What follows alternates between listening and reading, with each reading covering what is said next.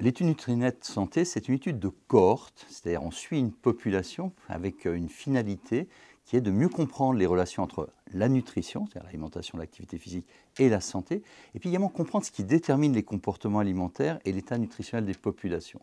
Alors l'originalité de Nutrinet Santé, c'est que c'est une étude qui passe par Internet, qui permet donc d'avoir une cohorte très large, avec, on l'espère à terme, 500 000 personnes, et de pouvoir les suivre de façon extrêmement détaillée, en prenant en considération, grâce à des questionnaires simples, très faciles à remplir, énormément d'éléments qui nous permettront vraiment d'atteindre nos objectifs.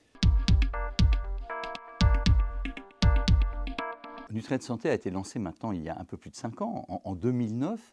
Nous avons à ce jour plus de 267 000 inscrits, on cherche à en avoir 500 000 et on vise à toucher toute la population adulte. Pour des raisons médico-légales, la CNIL nous oblige à nous intéresser uniquement aux adultes. Et l'idée avec Internet, c'est en fait de trouver un vivier très large de population. Et on peut se poser la question, est-ce que Nutrinet est un outil digital uniquement pour les populations jeunes et branchées? Ben, pas du tout. Quand on regarde les chiffres qui existent au niveau par exemple, de médiamétrie, on se rend compte que 80% de la population, plus de 80% de la population a accès à Internet, qu'environ un tiers des internautes sont des populations catégories socio-professionnelles plutôt basses et que plus de 25% d'Internet a plus des internautes. Plus de 25% des internautes a plus de 65 ans. Donc au total, c'est quelque chose qui permet vraiment de toucher une très très large population. Et d'ailleurs, on s'en rend bien compte dans notre étude, puisque déjà, on se voit qu'on a accès à des populations qui nous échappent traditionnellement quand on utilise les méthodes conventionnelles. Dans Nutrinet, aujourd'hui, nous avons plus de 7% de chômeurs, d'allocataires d'aide sociale. C'est moins que la population générale, mais c'est beaucoup plus que ce que l'on a d'habitude par les méthodes conventionnelles. On pose des séries de questionnaires simples, alors sur l'alimentation, avec des enquêtes alimentaires répétées. Il y en a 3 par an, donc 3 journées qui sont tirés au sort. C'est extrêmement simple, c'est extrêmement convivial. Il y a des photos pour évaluer les tailles des portions, donc on ne demande pas aux gens de peser leur aliment. Puis il y a tout un tas d'autres questionnaires sur l'activité physique, sur l'état de santé, les antécédents personnels et familiaux, sur un peu l'histoire pondérale et beaucoup d'autres éléments. Alors, c'est pas lourd, on a un questionnaire de base, un kit de base à remplir, ça prend un petit peu plus de temps.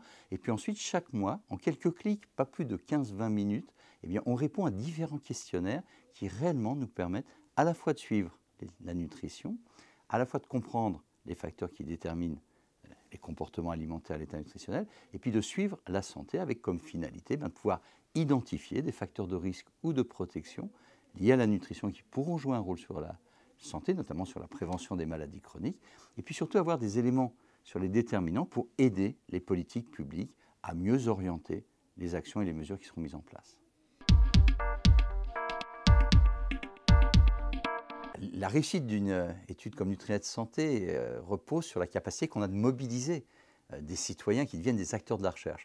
Et dans le domaine de la nutrition, on ne peut pas travailler sur des milliers, voire même des dizaines de milliers de personnes. Il faut qu'on travaille sur des centaines de milliers de personnes.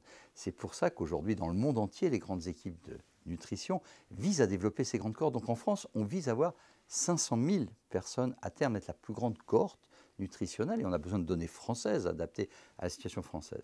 On a déjà 267 000 personnes qui sont inscrites. On a encore besoin à la fois de citoyens qui réalisent cet acte de solidarité en s'inscrivant. C'est très facile, c'est simple, c'est quelques clics de chez soi ou de son travail. Et puis on a besoin que les professionnels de santé, qui sont d'ailleurs très nombreux déjà à être inscrits dans Nutrinet, s'inscrivent, diffusent l'information autour d'eux, de leurs proches et auprès de leurs patients, sachant que ce qui nous intéresse dans Nutrinet, c'est des patients, des sujets qui sont bien portants, mais c'est également des malades, puisque ce qui nous intéresse, c'est à la fois la prévention primaire et c'est également la prévention secondaire et tertiaire. Donc, on demande à tous nos collègues de nous aider à recruter des volontaires pour pouvoir atteindre les objectifs de santé publique qu'on se fixe. Et on demande au grand public d'adhérer massivement à cette étude qui est une étude entièrement publique, sans lien commercial, très facile à faire parce qu'on le fait à domicile ou de son travail si on est autorisé à le faire. Et c'est extrêmement simple, convivial, ludique et ça fait progresser les connaissances. Donc ça débouchera sur les recommandations de demain et sur le contenu de nos assiettes.